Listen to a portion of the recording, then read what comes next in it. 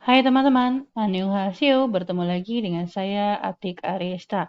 Pada video kali ini, saya bersama dengan Ibu Luisa Sentia Pali dari Universitas Tribuana Kalabahi akan membahas untuk materi struktur kontrol percabangan. Baik, terima kasih atas waktu yang diberikan.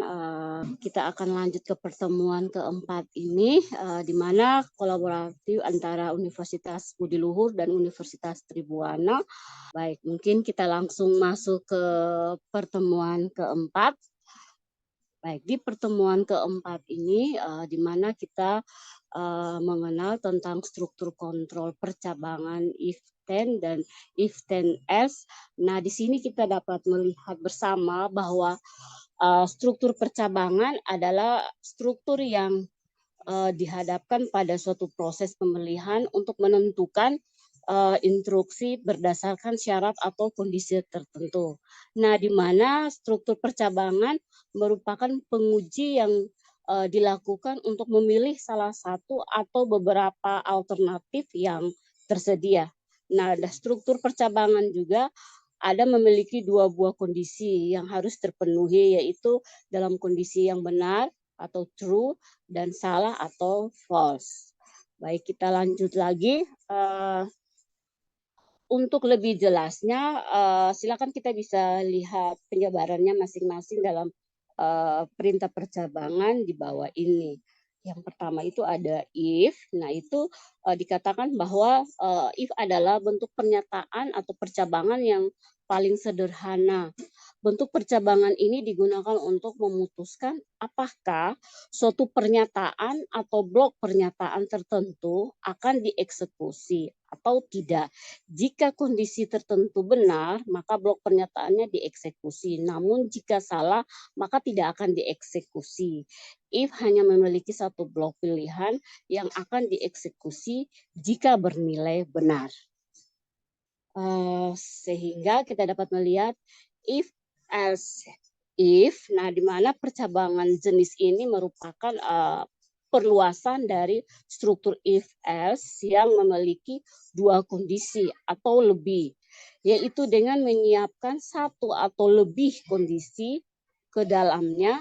Percabangan if else if ini penting untuk diketahui sebab pada kondisi tertentu kita memerlukan atau pengeksekusiannya suatu perintah khusus dari beberapa perintah khusus yang ada. Nah, pada sinteks if else if berikut kita dapat melihat bahwa terdapat lebih dari satu kondisi di dalam rangkaian blok percabangan. Nah, di mana proses pengujian kondisinya dimulai dari kondisi paling atas ke bawah. Baik, selanjutnya ini kita dapat melihat bahwa ada struktur percabangan case atau struktur percabangan if then else. Nah, di sini salah satu contoh. Langkah pertama kita mulai, langkah kedua kita memasukkan nilai, dan langkah ketiga jika nilai akhirnya kurang dari 80 maka jalankanlah langkah keempat. Jika tidak maka jalankan langkah kelima. Langkah keempat juga kita dapat menuliskan ada keterangan lulus. Langkah kelima kita mencoba untuk menuliskan keterangan coba lagi, dan langkah keenam selesai. Next. Setelah itu kita dapat lihat lagi. Nah, ini ada contoh struktur percabangan untuk masalah batasan umur. Nah, di sini salah contoh saja. Ada sebuah aturan untuk dalam menonton sebuah film tertentu. Nah, di mana dalam film ini sebagai berikut. Jika usia penontonnya itu lebih dari usianya 17 tahun, maka penonton itu diperbolehkan, dan apabila kurang dari 17 tahun berarti maka penonton itu tidak diperbolehkan untuk menonton film tersebut. Baik, selanjutnya mungkin ini seperti ini struktur flowchart-nya. Selanjutnya ya, ini kita dapat melihat hasil dari flowchart-nya juga. Dengan hasil ini kita dapat melihat flowchart dalam kalau ya usianya 17 tahun pas, berarti dia di print untuk bisa menonton, tetapi di bawah 17 tahun berarti tidak, berarti dicetak tidak bisa untuk menonton. Oke. selanjutnya. Terima kasih untuk pertemuan keempat. Selamat siang buat kita semua. Terima kasih. Setelah mendengarkan penjelasan dari Ibu Luisa, mari kita lanjutkan untuk praktikum membuat flowchart dengan flogorithm dari flowchart yang sudah diberikan oleh Ibu Luisa. Di sebelah kiri ini terdapat flowchart, di mana flowchart ini digunakan untuk memeriksa nilai.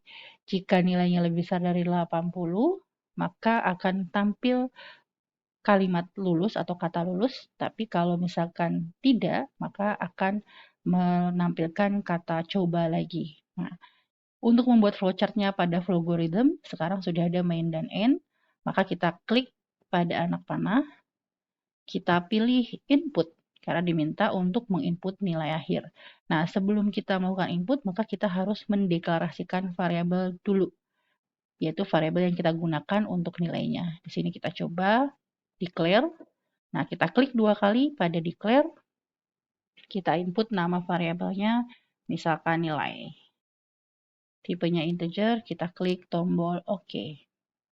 Nah, setelah itu antara declare nilai dan end, di mata panahnya kita klik lagi, baru kita pilih input.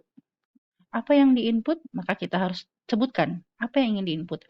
Kalau di situ di atas kita menyebutkannya nilai, maka kita klik 2 kali, kita pilih nilai, kita isi nilai. Oke.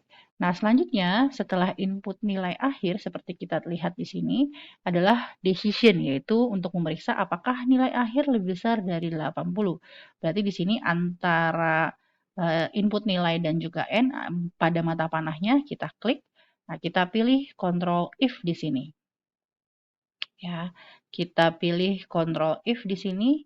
Nah, di dalam if ini berarti kita masukkan apa yang ingin diperiksa. Sesuai dengan flowchart di situ ingin memeriksa nilai lebih besar dari 80. Maka kita klik 2 kali pada if-nya. Kita isilah nilai lebih besar 80. Jika sudah klik tombol OK, maka if-nya sudah berubah menjadi nilai lebih besar 80. Nah, di sini jika benar, ya pada flowchart contohnya adalah kalau nilainya memang lebih besar dari 80, maka mengeluarkan kalimat lulus. Ya, berarti di sini pada bagian true-nya, pada mata panah bagian true, kita klik. Nah, kita pilih output di sini. Ya, kita pilih output. Outputnya apa yang ingin dikeluarkan? Kita klik di sini.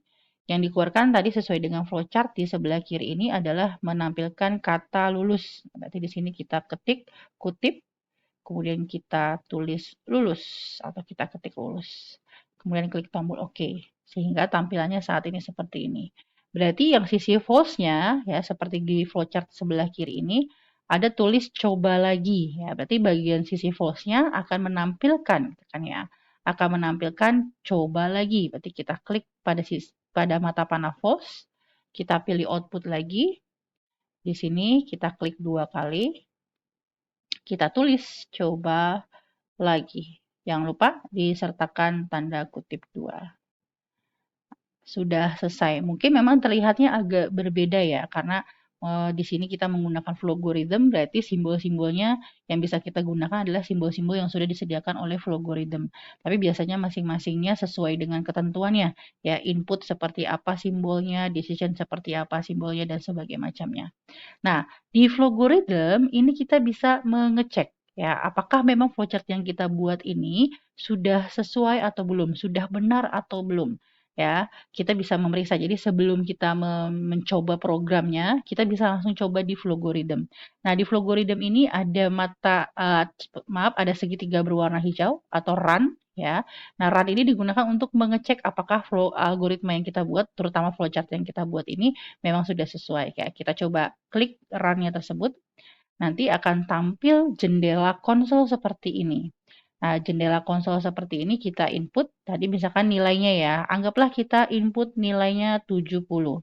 Seharusnya jika sesuai dengan algoritma kita atau sesuai dengan flowchart kita, seharusnya akan tampil kata coba lagi. Karena kan sesuai dengan ketentuannya di sini ya, kalau kita lihat decision-nya di sini nilai lebih besar dari 80. Berarti kalau kita input 70 berarti kan salah nilainya, artinya akan keluar coba lagi. Nah, kita klik enter. Nah, benar ya, keluar coba lagi. Nah, kalau kita ingin mencoba lagi dengan nilai yang berbeda, seperti sama, kita harus running lagi sini ya. Kita pilih run lagi pada jendela konsolnya. Nah, setelah di-run, kita isi misalkan nilainya 85. Ya, seharusnya jika sesuai dengan algoritma kita atau sesuai dengan flowchart kita, jika kita input nilai 85, nilai keluarnya adalah lulus. Maka kita coba klik tombol enter. Nah, keluar dia lulus ya. Oke, demikian untuk praktikumnya menggunakan Flowgorithm membuat flowchart untuk struktur percabangan if then else. Sampai bertemu di video yang lainnya.